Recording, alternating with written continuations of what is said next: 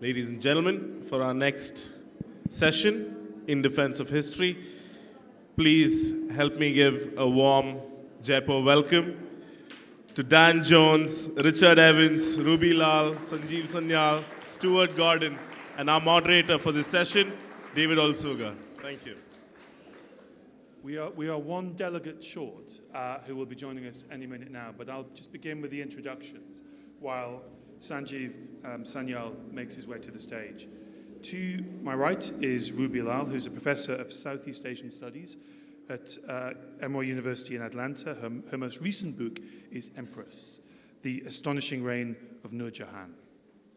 Beside her is Dan Jones, who's a TV presenter and an historian. He's the author of Plantagenets, The Kings Who Made England, and most recently, The Templars, The Rise and the Spectacular Fall of God's Holy Warriors.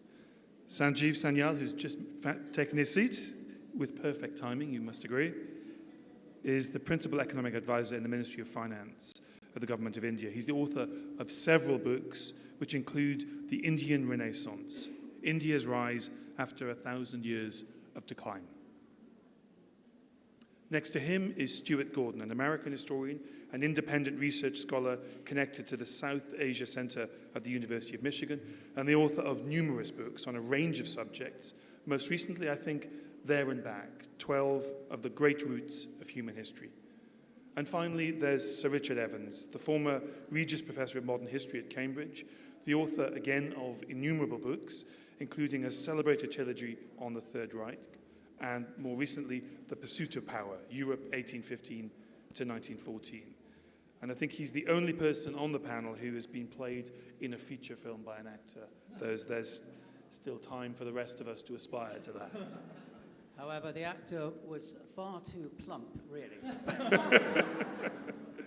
If it ever happens to us, I'll come to you for casting advice to find a suitably thin actor.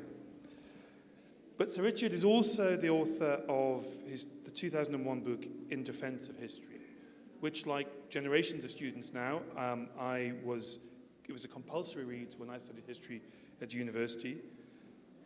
And I think it's logical to begin with Sir Richard's and ask, what was your aim when you wrote that book? Well, first of all, thank you very much for inviting me, and thank you for titling this session with the title of my book. I hope there's no copyright infringement there. Absolutely not, no. So the first edition actually was 1997, so it's astonishing to think it's nearly a quarter of a century ago that I wrote the book. And I wrote it because, for very mundane, practical reasons, I was at Birkbeck in London and teaching a course on politics, philosophy, and history, which is a kind of interdisciplinary, Birkbeck's PPE in a way.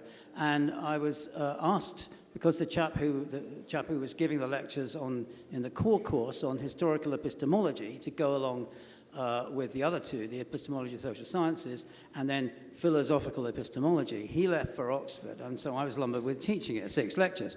And I thought, well, these are philosophically trained students, so rather than just sort of jot down a few notes, I thought I'd write the whole thing out so that I'd be kind of bomb-proof as far as they were concerned, which turned out not to be the case, of course.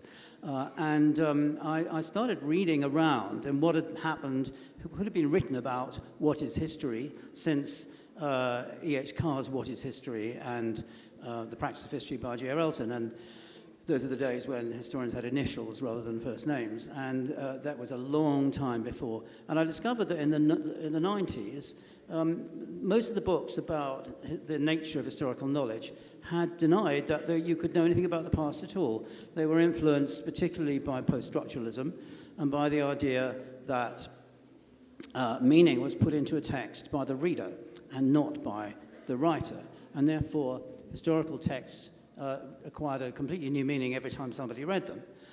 So I was rather taken aback by this, and I started thinking, this doesn't sound right, really. Surely a historical document does impose quite strict limits on how you can interpret it.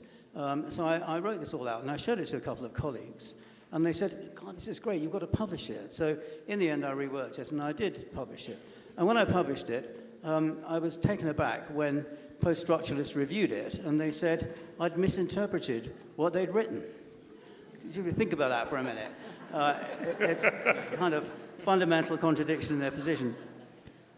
So the ideas of post-structuralism, postmodernism more generally, were not something I was attacking in the book. And for that I got criticized by a lot of conservative historians with a small c, who thought I was making too many concessions. But I thought their attention to the text, their shift to cultural history, their shift away from economic determinism, that could all be very fruitful. What I didn't approve of, what I tried to argue against, was the radical relativism, which said you can't really do history at all because it's all invention of the historian.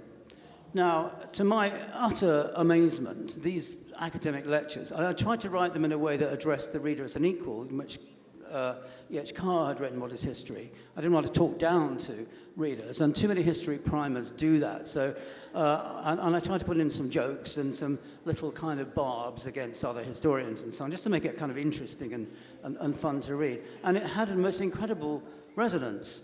It was reviewed all over the place. It was... Actually, I was on BBC Radio 2, which, for those of you who don't know it, is basically a kind of middle-brow music program. And so it was, what do you think of historical relativism? I'd say something, and now let's have the next record, sort of thing. So it's been translated into 15 or 16 languages. And in fact, I've just signed a Czech contract, I think.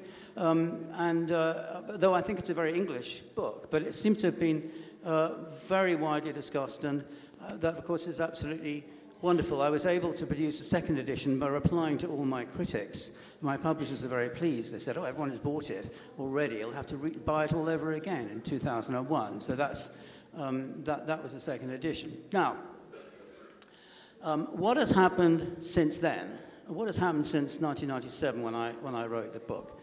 Well, first of all, I think I have to say that 90% of historians are not really worried about theory or the meaning of history, or they just get on with writing whatever they write. And history is an enormously diverse genre of writing. It covers all kinds of different subjects, periods, all the human past, and every possible way of writing about it is part of history. And you can see that if you just think of people on the panel, the very different things we've done, the different approaches we have.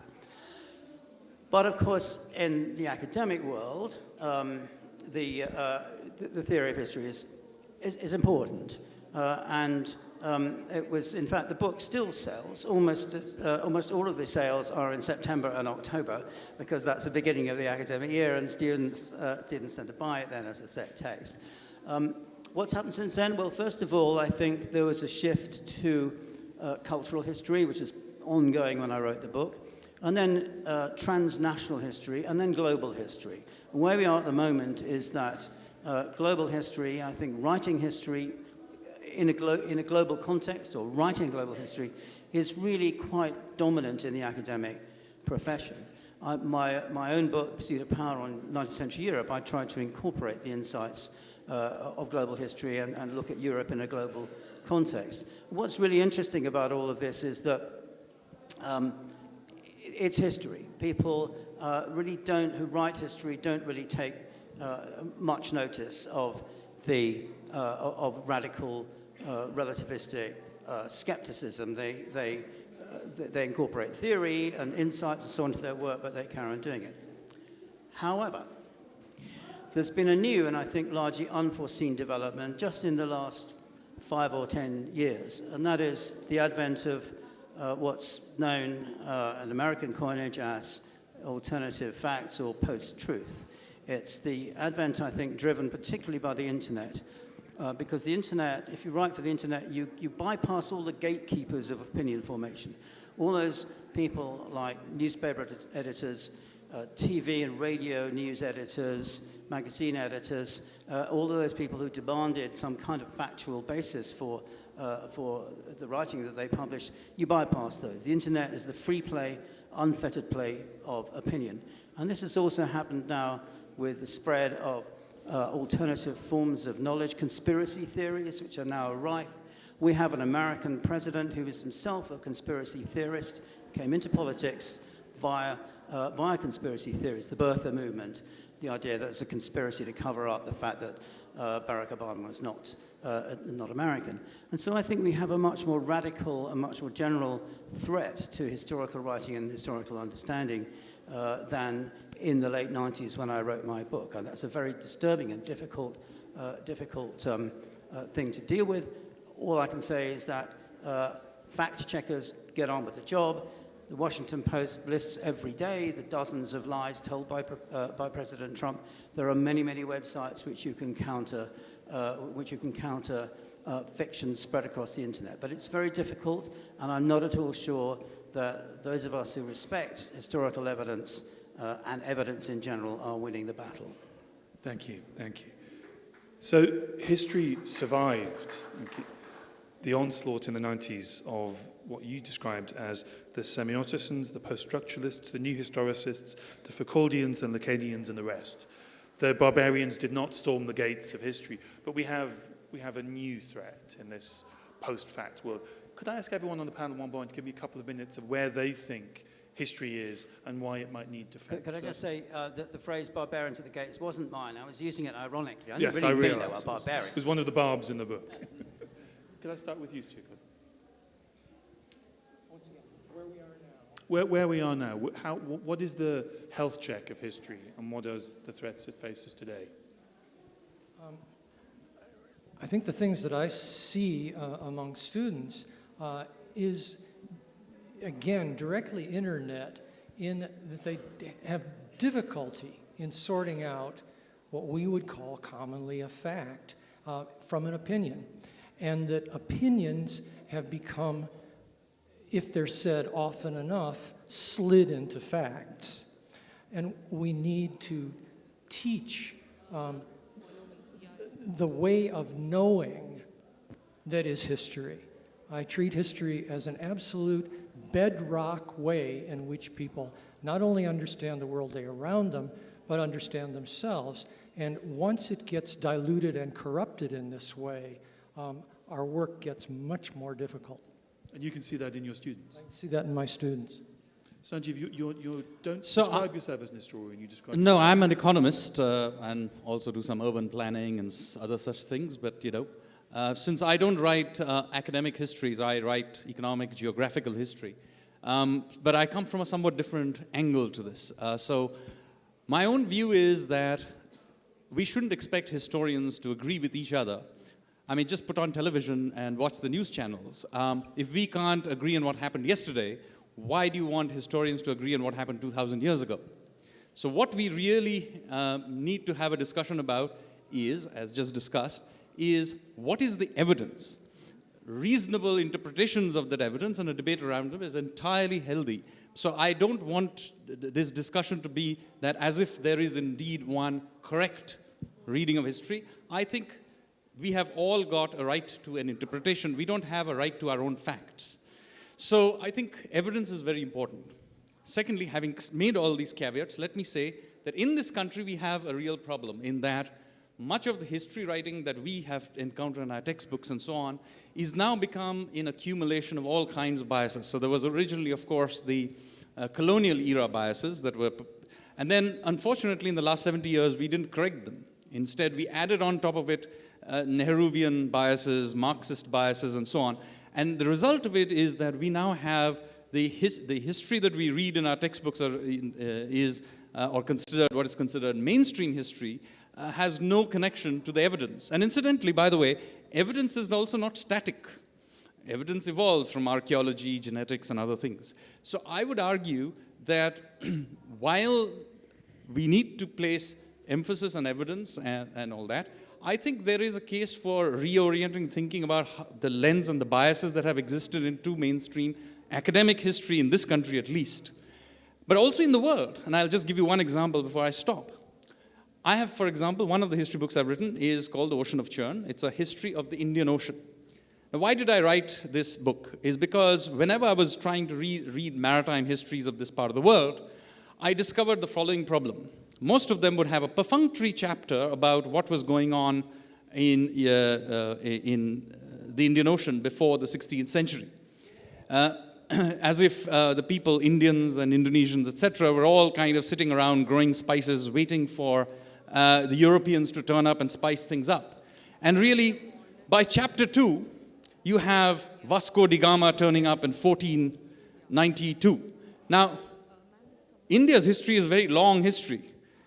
This European period is actually relatively recent, but there is almost no mention, even in history books written in India, of the Cholas, Pandyas, of the Chalukyas, of the great voyages Indians did in ancient times to Southeast Asia, even though there is influence of that everywhere. I mean, the biggest Hindu temple in the world is not in India, it's in Cambodia, Angkor Wat.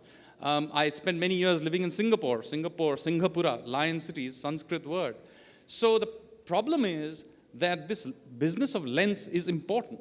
And particularly when you're dealing with countries like India, we need to begin to, I'll use the word, rewrite our history from our own perspective. Now, I'll come back to the point. It has to, however, be based on sticking to the facts, but we do need alternative ways of thinking of history.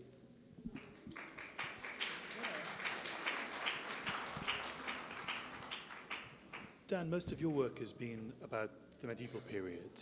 Do you find the same threats of alternative facts, fake facts, in your area of scholarship? Well, to some degree, yeah. You know, look, I read a book about the Templars and a couple of years ago, and really the denouement of. I think we have a mic. Sorry, we have a mic. I read a book about the Templars a couple of years ago, and in a sense, the last quarter of that book was about medieval fake news and alternative facts. The destruction of the Templars by Philip IV at the beginning of the 14th century is all about sexed-up dossiers, literally so. Telling lies as a mode of political destruction. And I had trouble not sounding like I was really just making an analogy for Trump's America or for Brexit Britain or whatever else you want. And in some ways, I had to pretend that wasn't what I was doing when I was talking about the book. So in that sense, I mean, the two things interact. You asked for a sort of health check on history in general, and I sort of veer from optimism to deep pessimism on that. Optimism is when, you sit here and look at this amazing crowd, this amazing festival, all of these people so deeply interested in history, lots of books selling, not just the autumn sales of Sir Richard's book, of which I was an undergraduate, sort of blagging my way through a Cambridge interview on the back of having read more than 20 years ago. Books are selling. Mainstream television programs are taking historical settings, if only for their costume department and occasionally for their editors to interact seriously with. But there is a huge public appetite for history. And yet, on the other hand, it's very easy to be pessimistic in an age where fake news and the idea of the erosion of truth and the importance of truth in society is so prevalent, and it is everywhere. And it's also, and this is, I apologise, this is probably, I hope, quite UK specific. Within the UK, we also see, when I look at students or about to be undergraduates, history has been taken less seriously as a school subject in the UK now. And I speak to a lot of school teachers who are finding it harder and harder to encourage children, 15, 16, 17-year-olds to stick with history because it's not seen in the UK, at any rate, as a subject which has vocational importance, as a subject that is going to get you a good job. Children are more and more being driven towards what we call the STEM subjects, science, technology, and so on. And I think that will be generationally to the detriment of good citizens, because if there's anything that history is important for, it is creating good citizens with an awareness of not only the world as it stands, but the world as it once was, and the world that fashioned where we are today. So I don't know how I feel about history. Alternatively, happy and very sad. Maybe that's just me. I'm not sure. Before I come to Ruby, can I pick up on that point about the decline of history as an academic subject with you, Stuart? In the United States, is there a similar decline in history as a subject in school? There are a couple of things. Is that okay? Yeah, okay. There are a couple of things going on. One is, sure, there's an absolute decline in numbers of history majors in colleges. But even more interesting is at the level of high schools. In serious underfunding, one of the things you lose is the stuff that does not get you a job directly or is not focused at a particular profession, and history is perceived as not. I mean, one of the reactions I've had to this in speaking in various groups of students is that the skills that you come out with out of studying history are absolutely useful even if you're doing sciences. I mean, to be able to do clear sentence, do the research, show the facts, present them, gives somebody a tremendous edge in, for example, pitching a business. To investors, you have about 5 minutes and that'll do it. So yes, I do see that. Ruby, your latest book is in a form of history that you could see as good news or bad news. One is that there's an incredible number of books, very successful books, that are exhuming the lost stories of historical female figures. You could also interpret that if it's taken a hell of a long time for this to happen, so you could see this as a negative. How do you see history's health check in 2019? So everything is in question when I think about history. The writing of history, the narration of history, who speaks, about who do we write, what is the standpoint from which we write. Sources are critical, facts are very critical, but they're not, they're not sacred.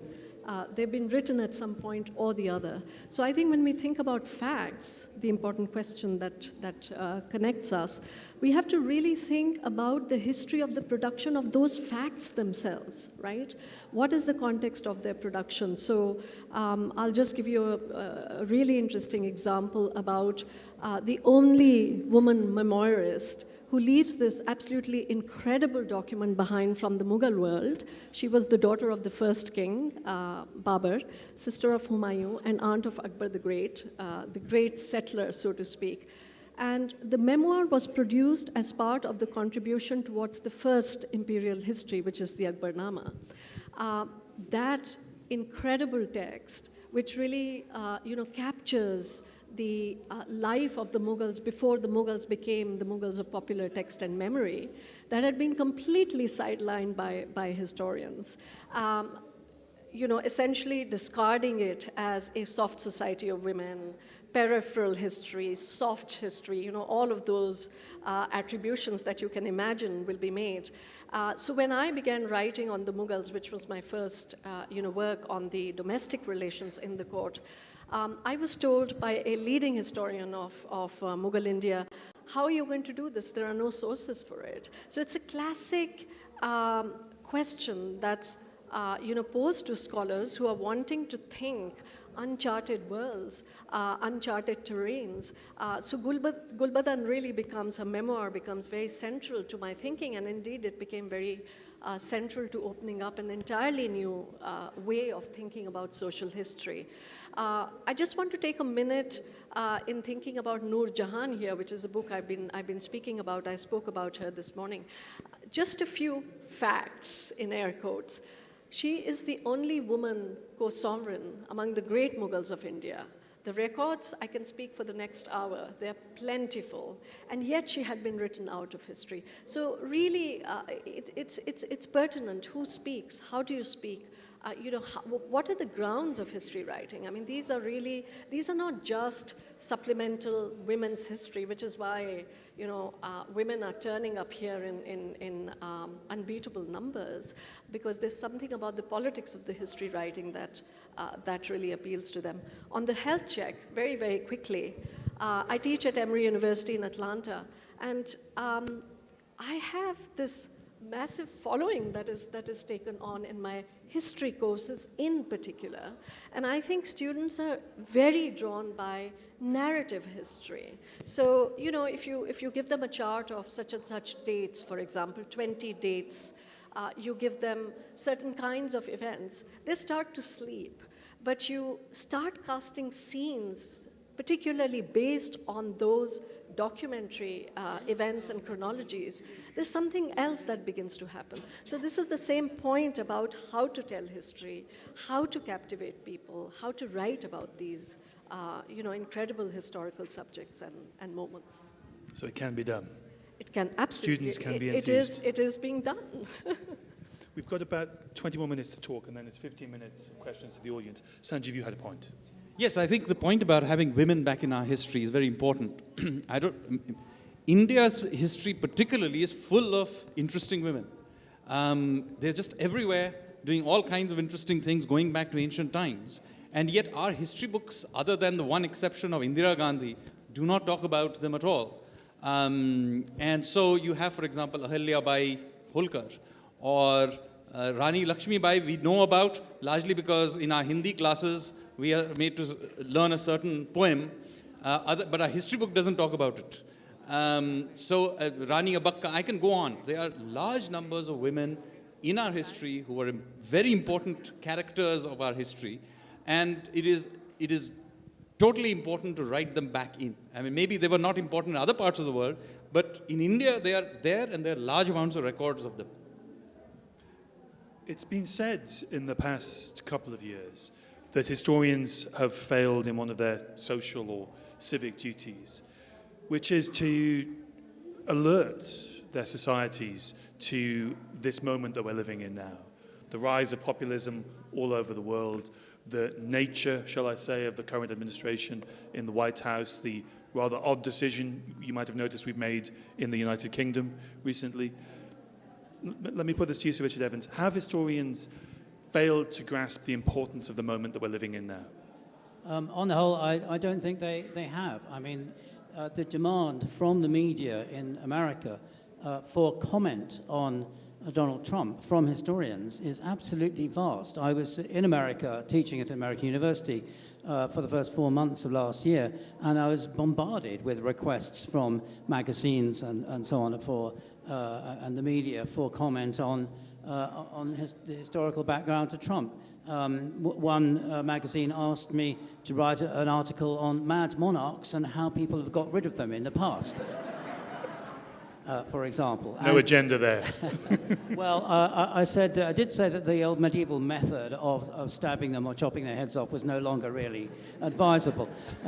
But also with, if I dare mention, the B word, Brexit, again, there's been a lot of false analogies and made by Brexit politicians, and I've written a lengthy article in the New Statesman pointing out the historical inaccuracies that people like Boris Johnson have been purveying. So I do think we're very much in demand, and I think those of us who think it's important to engage with the public and the media, I think we have responded. That's not to say, however, that is the main responsibility of the historian. There are thousands of historians out there who are beavering away quietly in the archives, producing valuable editions of medieval documents, all kinds of different things. It's an incredibly diverse profession, but I think we do, those of us who do engage with the public, do so as energetically as we can. You mentioned the movie Denial,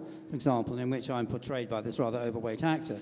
Well, that centres on a big trial in London, a libel trial in the year 2000, in a libel action brought by a Holocaust denier against one of your colleagues in Atlanta, Georgia, in Emory University, who had called him a Holocaust denier. And it was a 3-month trial, and an enormous massive evidence was brought forward to show that he was he was wrong, and that the Holocaust, that his interpretations, his denial of the Holocaust was factually wrong. Now, if I can just make one more point about this, is that you can say there's an overwhelming evidence that nearly 6 million Jews were deliberately killed by the Nazis and their allies in World War II. The factual evidence is irrefutable. How you interpret that, why you think it happened, what it meant, all of these questions, they are the subjects of massive debate amongst historians, but they're within the framework of evidence which is produced by contemporaries, by later testimony, by the physical remains of the gas chambers, and so on and so forth. So my view is that the evidence sets limits on what you can interpret, what you can say, but within those limits, history is argument without end. And which facts you choose, which ones you choose to teach to students or present on TV, that, of course, is completely open and free. To take that example of the Holocaust a little further, when I read your books or Ian Kershaw's or any of the great Third Reich scholars, I see this contestation of the facts. If you put Holocaust 6 million into Google, you see a very different picture where historical facts interpretation and denialism are set almost side by side. How dangerous is that? That is a very difficult question to answer. I think that one of the purposes of teaching history is to teach students to have a critical judgment, to be able to look at a newspaper and say, no, that's wrong, that's invented, or to look at the internet, to look at websites and so on, so say that's a complete distortion of the truth and so on. It's a very difficult question which we haven't really solved, of how to, as it were, police misinformation, because the internet is not only a fantastic source of instantly available information on a huge scale, it's also a fantastic source for the availability of misinformation, lies and distortions on a huge scale.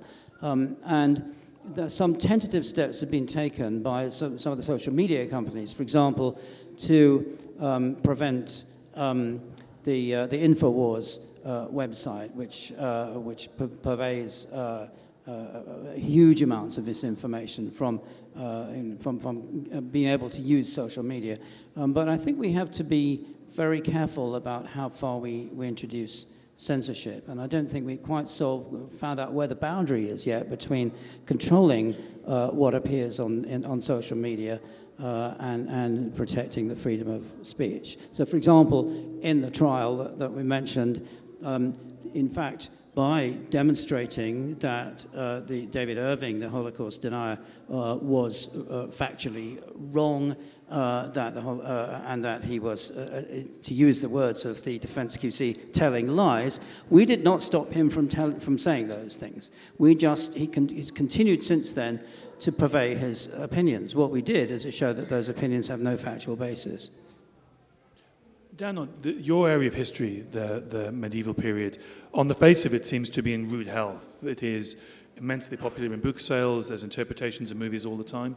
What is your sense of the sense that historians in your area are doing their civic duty, as it were? Well, doing your civic duty as a historian is one thing, and let's take an example. I'm working on the Crusades at the moment, and that's one area of medieval history. That's what I was going to get at. That is Yeah. alive to being weaponized. And one can, as a historian, you're trained to balance evidence, balance arguments, and come to a reasoned conclusion. And if anything, history is a reasonable discipline. It values reason, it values argument, it values weighing facts and coming to a conclusion based on those facts. But it doesn't marry very well with the cultural moment, because you asked a couple of questions ago about whether historians were doing their job, and so Richard gave the answer, yes, we're absolutely doing our job, and you can't open your emails without being asked to comment on usually Trump, but also we're from Brexit. However, that's not quite how society is working, because if you take the example of Brexit, there are a lot of historians in government who are very happily taking the Battle of Britain or Suez or the sort of the days of empire and offering these either in a sort of dog whistle fashion or nakedly and explicitly as what Britain can return to, our great history. And, as a historian, you can say, no, but it wasn't like that. I'm sorry, if the people who want to believe that by leaving the European Union we will re-win the Second World War want to believe that, then there is no arguing with some people. And these would be the people who suggested that if Britain, by leaving the EU, would be able to create what was called Empire 2.0. Empire, Jesus Christ. Which I remember didn't get on brilliantly in India, I noticed. Yes, weirdly. But that is by definition an unreasonable kind of mindset, and your audience, you will try and find it very difficult to argue with or persuade or reason with certain groups of people. And the way that the public discourse works at the moment is take your position first and then select your evidence. And that's kind of symptomatic of where we are. When we talk about info wars, it is as if you can pick your sort of side, and then because we have such freedom of movement of information at the moment, you can just go out and gather your evidence, and that's that. So it's very hard for historians coming from a position of reason to debate. With regard to the Crusades, I mean, I'm getting towards the point in writing the book about it at the moment where we get into the use of the idea of crusading after the sort of 200 years of the 12th and 13th centuries that represent, crusading proper, as it were. And that takes you right up to the present day. It takes you right up to, last spring I was in Nashville, Tennessee at a meeting of the American Templars, who, an organization which exists or this particular branch of the Templars exists to raise money for Christian charities in the Middle East. But, they're in a sort of pot with a whole hodgepodge of alt-right, neo-Nazi, fascist kind of nut jobs on both sides of the Atlantic. And it's very hard to distinguish one from the other. Now, they get very prickly when you mention this. But there it is. They're sort of historical reenactors with a malign purpose. And again, I could go around talking about St. Bernard of Clairvaux to people who like the Templars, and those who really like the Templars because they're interested in the sort of militarization of the Cistercian ideal in the 12th century, you can have a very nice and interesting historical conversation with. Those who just hate people who aren't white and Christian will only want to hear about the evidence of Richard the Lionheart killing 3,000 people outside the walls of Acre in the Third Crusade. So anyone who buys one of your books thinking, well, the medieval age is safe, not political, uncontroversial, is in for a shock. A little bit, yeah. So can I put that to you, Ruby? I mean, are historians at risk of being too reasoned and too reasonable for our unreasonable times? That's a great question. So one of the challenges that I've always sort of posed to myself, but also really, classroom is my political location, is that we are so subsumed by the modern, the whole language is modern. So take this word, empire. In the South Asian context, the idea of colonial empire as we knew really is cast on to understanding early modern forms, pre-modern forms. Women's agency, issue of power. There are very different enunciations in the past. So it's not just a matter of language, but it's a matter of conception. So that's a really very major challenge to pose to yourself in order to, sometimes you don't have the answers. And that's part of the, history writing that I practice, which is what many scholars have called the politics of asking questions. It's not just about asking questions and then sort of trying to dish the archive. So again, to turn to Noor Jahan, she's a household name in South Asia, and yet there was no critical biography of hers, right? So yes, the impulse is to reinstate her as a sovereign, but the documentation is fantastic. There are other issues around the documentation, issues such as people would say things like, so the power is noted, but it's what I call bullet point power. She issued coins, imperial orders were issued in her names, she hunted, but really what is the concreteness around this? When does this happen? What is the landscape in which, and I don't mean geographical landscape, I mean the cultural mental landscape of that time. So charting these kinds of things, giving concreteness, I think those are the challenges that I have. Which I continue to posit, and they're directly related to my first set of comments, which is, who decides, who writes history, the grounds of knowledge, are very, very critical, and the final point on that one is, harking back to your question about what's the perspective. And I think it changes a lot in terms of articulation, in terms of narration, in terms of sources, in terms of the historical that you're trying to bring to the wider academic landscape. If history does need defending, and this nuance and this reason that we all find so valuable is a threat, who is the key threat? Is it the people on the internet with the conspiracy theories, or is it politicians? Stuart?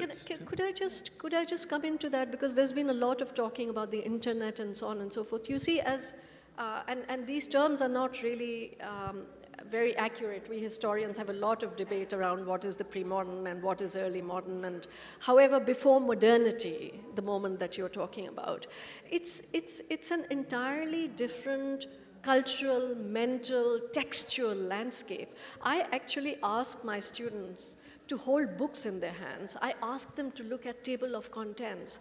Quite often I say to them, why is it that an author is choosing a particular kind of, in some cases, yes, it's incidental, but there's a lot of thought that's going into it. I take them when I can to see the manuscript world. Mughal miniatures are not photographs, right? I mean, when Mughal miniatures are seen on the internet, the tactile character is completely gone. And the tactile character is so important to the evidence that we are talking about, right? So I think, I just feel that this internet and social media and so on, very critical, very important for certain kinds of work, but it's not the be-all and end-all. And I think the integrity of the documentary tradition, that really needs to be brought to the fore. Whatever you do, whether you teach in the classroom, whether you're talking to your wider audience, or whether you're having conversations with the colleagues. And you seem to be tapping into a desire there, because in the world of exhibitions and museums and curatorship, the material stuff does seem to be something that draws large crowds. We've only got a few minutes now, but can I come to you, Stuart? Who are history's most dangerous potential enemies? Who are history's most dangerous potential enemies? Okay. What I've thought, who are history's major enemies? Partly it's people who think that the only truth comes directly from numeric manipulation, bar graphs, charts, and if it cannot be quantified, then it doesn't exist. Let me give you an example. We've always had this mentality that somehow the modern is very different from the 18th century. And Ruby, indeed, it is true, but there are ways in which it's not. There's a very complete numeric archive of the Maratha dominions, which in numeric ways provide the same kind of data that an economist could work on very easily. Demand, the effect of droughts, and that sort of thing. But no one wanted to look at that archive because it was not modern. It was pre-modern, whatever we mean by that. And so that I think in some ways our blinders are defining a term first and then finding evidence. And when you find evidence that contradicts it, you give up the evidence rather than giving up the idea. Thank you. Sanjeev? Well, I think the biggest danger is how we use this history. In some ways, you brought up the issue of Brexit and other things and how historians will think about it. Now, I actually come from a complexity theory perspective in which basically history can go in multiple paths at any point in time. It may be path dependent for where it is up to the point it is now, but into the future it can go down many paths. So it is a world of butterfly effects and unintended consequences and so on. So I think the bigger danger is that while history does rhyme, we need to be very careful about how we interpret it in terms of interpreting our own times, because frankly, whether you like Trump or not, whether you like the populism or not, a lot of it, where this will lead, can be quite different from what you think by simply taking current trends or even reading history, or even by perspective. I'll just give you an example, like a random application of something like this. I very often ask Europeans why they are unhappy about Brexit. The fact of the matter is, in 1947, we also experienced Brexit, and we have a holiday to celebrate it. I asked the Americans, they also have a holiday to celebrate Brexit. So maybe the Europeans should calm down and have a holiday to celebrate this. There was a recent article by Pankaj Mishra in the New York Times, which made exactly that comparison, that this is a British ruling class that combines malice with incompetence, and that what happened in 1947 we are now doing to ourselves half a century later. So it is a moment to where historical comparisons become very, very uncomfortable if you live in Europe. Dan, you had a point. I suppose my point was that we're kind of thinking about this idea of who are history's greatest enemies, and really it's I think what we probably mean, and have all answered in different ways, is who actually controls information and who has the power in the world as it's changing at the moment to control the public dissemination of information, given that more and more people and a greater proportion of younger people get their information about the world, about the history of the world online.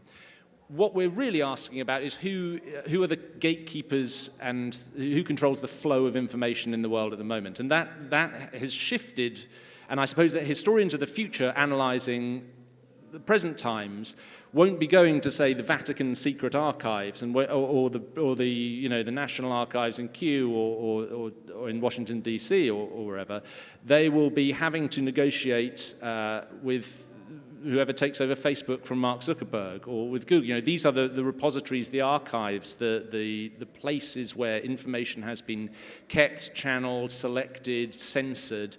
And I suppose if you're looking for sort of enemies or potential friends of truth in society, then it is to probably Silicon Valley that we will look both now and in the future. Struggling to find the optimism in that thought. I said before this could end up being quite a pessimistic session, and maybe to go back to what I said originally, the optimism comes from the fact that this room where we're talking about the threat to history is now completely full of all these wonderful people, and it's standing room only at the back, and we should really celebrate that and really, I think, say that no matter how much it feels like history is in a dangerous place, a changing place, there are so many new ways to engage with history, to discuss history, to debate history, to consume history that are available to us and, look, are being taken up. Because it doesn't seem that long ago that we were told that the book industry was dead, that everyone would be studying only sciences at universities, that the humanities were on their way out, that museums would all be boarded up and everything sold. That hasn't happened. Is our best hope this hunger people seem to have for their past? Sanjeev? I think in this country there is a huge hunger for understanding our past. I never expected my sort of amateur effort at writing history to become bestsellers, and if I had more time, I would probably write a lot more. The fact of the matter is, there is a lot of demand, and all of a sudden we have lots of new movies and so on coming out. Maybe those are not exact history, but at least they have brought back interest in our historical past. So I would argue that far from this kind of dying out, at least in India there has been a renewed interest in our history, and the revisiting of it has actually led to very interesting debates. So I am not so pessimistic about it at all, in this country at least. So Richard, do you feel upbeat when you look at the people who want to buy your books and come and hear you talk, or go to museums and see new exhibits? Yes, there's a huge appetite, I think, the general public in almost every country for history. History books are top the bestseller list. You think of authors like Anthony Beevor in Britain, or Max Hastings, many other historians. TV programs on history are so common. A few years ago, BBC TV producer announced history is the new gardening. So I think history is really flourishing. It is also, I think, at least in British schools, is flourishing. The sign-up numbers for examinations at GCSE and A-level not declined. And despite the complaints of politicians that they have this, that's false evidence, I think, that's been spread about by conservative politicians. So I do think that history is flourishing. I'm optimistic about the future. We've got to bang away at fake history. It's a kind of fake news about the past. And I have noticed there's an increasing number of books in my field, just looking at Nazi Germany, that appear claiming that Hitler was a drug addict, or that all the Germans were drug addicts, or that Nazism was based on occultism, and many other sort of strange ideas purporting to be academic books. So we can, I think, I'm optimistic that we'll be able to deal with those. So I think history is in rude health and fighting back against its enemies. Thank you very much. We only have about 10 minutes, I'm afraid, because of my bad timekeeping, for questions. There's a mic, I'm told. So who would like to speak in defense of history or give it a really hard time? There's a lady here at the front in the black. We've usually seen how history has become casualty in the hands of politicians. I would want your view about the time capsule, or which is also known as the Kal Patra, which was dug and buried deep at the Red Fort by Mrs. Indira Gandhi. Was that a brutal attempt at distortion of history? I would want your views onto that. I'm probably the only person who knows anything. You're absolutely right. We need to be a little suspicious of it. Just like, indeed, I am quite suspicious of Ashoka's edicts as well, which, as many of you who read my books will know, I consider to be a politician's propaganda sheet. So, yes, I mean, especially given the fact that much of post-independence history has been written with this heavy Nehruvian sort of tilt. Am I naturally suspicious of it? Yes. But only if we end up in a world where that is the only evidence of our time. So maybe rather than dig it up and throw it away, there is a case for putting another time capsule in the same place with another narrative right next to it. Let future generations read both and decide.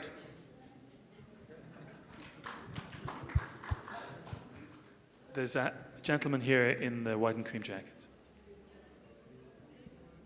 I would like to ask the panel their view on Shashi Tharoor, who it strikes me is an excellent self-publicist, but ultimately he is a politician using history as a vehicle for his own personal promotion.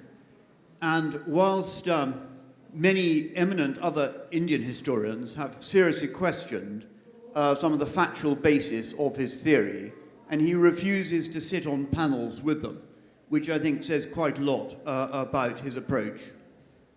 Sorry, who are you talking about? Dr. Shashi Tharoor. Well, I mean, I'm not sure a panel like this is the best place for so personalized a critique unless someone has a very strong view. Well, I mean, what has Shashi Tharoor really done? He may be a self-publicist, a politician, whatever. The fact of the matter is, as a book, we can only criticize it if we look into it and see that the facts that he has used or the references he used are somehow not true. What he's basically done is made a strong case that the British occupation of India was a brutal project. And it was. Is the references he is using somehow incorrect? Well, I have not read the book, but I did listen to his Oxford speech from which it developed. And at least the facts were by and large true. One could dispute them, but they are not completely out of whack with what actually happened. I mean, just like we're talking about the 6 million Jews who were killed in the Second World War, well, Winston Churchill starved 3 million Bengalis in the Great Bengal Famine in living memory. So the fact that he has brought that up and made the point that British textbooks don't talk about this at all, I think is a fair point. I'm not sure being a politician is a disqualification from being an historian, though when I look at our previous Foreign Secretary, I wonder whether it should be. There's a question there, a gentleman in the middle with a Nike top on. Can we pass the mic to him? My question is, how far are historical facts determined by economic power? For example, China issues diktats and most of the countries in the world follow, or Tibet, or say the name of Taiwan. And second, how would as in the future defense of history be impacted by technology. For example, Elon Musk talks about a neural interface. So if we have, say, AR or VR versions of history or downloadable history, so as the lady mentioned, narratives determine engagement. So how would that impact historical fact interpretation? Lady's name is Ruby Lal, and I write against silencing women. The question about the economic aspect of how history is going to be produced is really quite critical. So, it's largely affecting grants for history writing.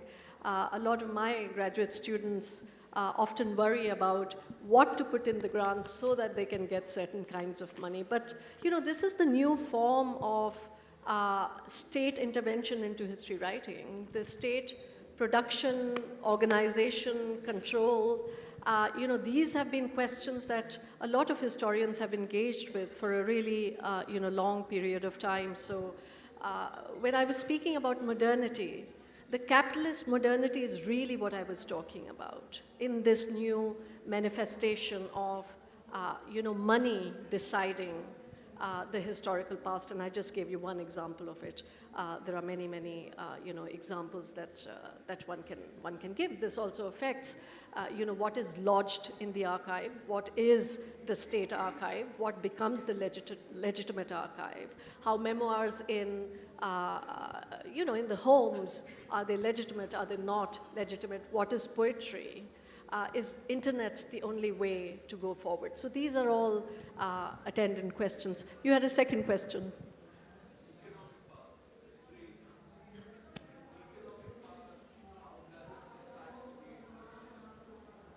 Economic power.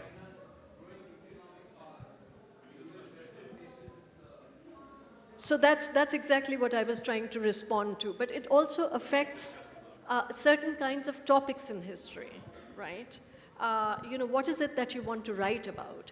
The present, the problem of the present that I was speaking about earlier on, and this, of course, comes in from me as an early modern historian.